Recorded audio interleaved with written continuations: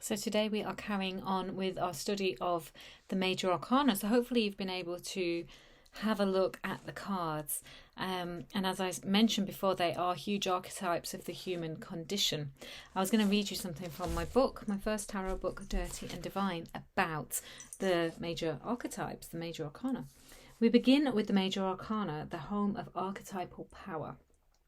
These are big cards that span the gamut of humanity. Herein we have the whole rat race, the whole angelic host of all that you are. Each card reflects a slice of yourself, people you have known, who you would like to be and who you would not. Beyond this, they are themes of life: war, peace, love, hate, pride and failure.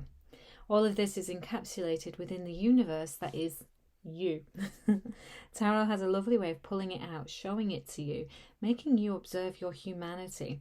Yet the knowing, the inner understanding we can garner if we open our eyes to all that we are, well, that really is something special. And the more you work with tarot over years and work with all the cards, but in particular, I guess we're talking about the major arcana now, as you work with them, so you begin to really explore different depths of each of these cards. So I have a bunch here and I'm just going to pull them out and randomly talk about them. So the Tower, it's one of the more famous cards that people, they don't like the imagery. It feels really painful. It feels like chaos and difficulty and strife and grief. And it is, but so does life contain all of these things. I've always said tarot do not cause things to happen. They reflect what is already there. So this card, in your beginning days, you might look at it and think, oh my gosh, where is everything going wrong? There's guys falling out of the tower, there's fire, there's flames, there's lightning. People look shocked and horrified. It looks like a dark card. But now, 43 years into my tarot journey, I look at this and I think, but what is this making space for? We have to keep working with the tarot. It's not just a clear and obvious meaning. There's a story here. But as this tower begins to crumble, as our expectations of life begin to crumble, as areas of our life fall away, what is space being made for in the future? How are our misunderstandings and miscomprehensions of the world, how are they the things that are falling away? How are they the things that are being lit up by lightning and exposed? And yes, we find ourselves falling, feeling like everything we understood to be true isn't. And we've all been there. And if you haven't, you will be. That is the nature of life. And this is where the tower comes in. It's like, yes, every so often, everything crumbles to the ground. Everything. And you know what? It makes new space for growth, for life to continue. And sometimes this is of our own doing, and sometimes it's forces beyond us. Either way, it creates space for regrowth, for the tower to be rebuilt in new ways, in fresh understandings. Then we have, let's have a look. So something like the Death card. Terribly scary to many people. Similar though, when we look at this chaos, this unknown, this potential things happening to us that we can't always prevent. Again, a very normal and everyday part of life. What I love about the Death card is, well, each and every tarot card is different. So have a look at your own Death card in your deck.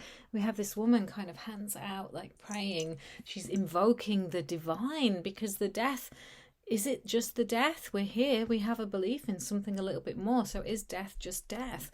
Or is there something that can be conjured from this experience, even when it's our own death? When we die, do we go elsewhere? What are your experiences of that? What are your beliefs? And there's always a light somewhere in this card, this possibility that there is more beyond that vast unknown, which I happen to believe. And I always think the Death card comes up when something is ending, something is changing, and we are being released, freed into the next part of the journey. So similar to the tarot. Then we have, okay, let's find the Empress. Something like this. Isn't she gorgeous? Isn't she bold? Where does this sit in your experience of life? This is what you have to ask yourself with every major archetype. Who has been your Empress? How have you been the Empress? What are you growing? Where are you fertile? What is your creativity? How do you sit upon it with confidence and inner knowing? Or how could you? Sometimes a card comes up to evoke something within us. So it might be that this is sort of sadly missing from what it is that we're trying to achieve in life. And then we pull a card like this, and it reminds us of these depths of being that we have within us, where we can find that inner creativity, that fire and that fertility. So what I would say about tarot, and I think one of the best ways to read them, is not to be looking to the future. Stop with the prediction. Tarot cards, for me, they're not about predicting anything. And if we do predict something from them, keep it small, keep it as a potential. If you happen to carry on down this path, or you want to pursue this, then these things could pan out. But for me, tarot is about what is right now. So when we're looking at the tarot for our circumstances right now, how does it ring really, really true? And these major arcanas will ring true in a way that kind of is like alarm bells going off in your head. The Hanged Man, he's hanging by the leg, always is. But yes, look at him, all around him. There's blessings, there's rainbows, there's possibility. He looks quite calm. He's chilling. You know, we have to look into the details and the depths. So we don't just look at this and think, oh, let's think what that book said that we read 20 years ago that said, oh, this means that you're trapped in stasis. Yeah, you might be. You may well be trapped. You may well be in stasis, but that doesn't mean life isn't meaningful and can't be evoked into something really grand and gorgeous in your current shitty circumstances. Trust me, it can. You can find the most incredible blessings right where you are when you surrender to them and start to look. So there we go. This is how I look at the majors, as possibility, as potential, as hope. And let's end today with, we have the High Priestess. That going inward, basically what you're doing on this course, this exploration of all that we can be on this evocative spiritual path that resides within here, not out there, not in a book, not down the church, not in a temple. There's aspects of it there, of course there is, but here we have the High Priestess, the knowing, the wisdom that we most require to read our tarot cards, or to have an intuition about our life, or to progress and grow and become the person we're supposed to be, is all in here. So I would ask you to continue looking at your major cards over the next few days. I might not have a chance to talk to you about each and every one of them, and I don't think I should, because actually it's for your own exploration and your own discovery. But keep looking at them, let the story grow. Maybe just use them in and of themselves. So get all your majors out and do yourself a 3-card reading. Just pull 3 cards. Here is your mission for today. Pull 3 cards, thinking, which major arcana cards do I most need right now?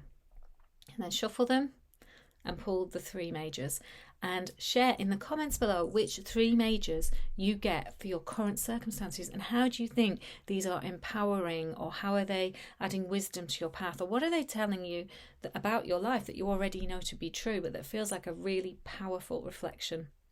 Okay, more majors tomorrow.